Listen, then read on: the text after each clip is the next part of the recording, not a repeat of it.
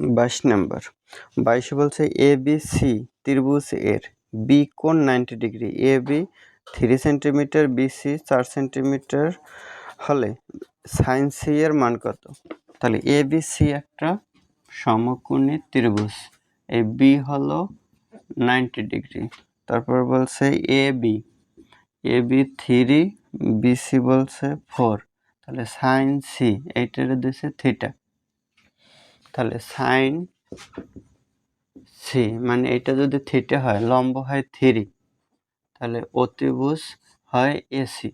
তাহলে A C বলছে কি সাইন সি এর মান কত?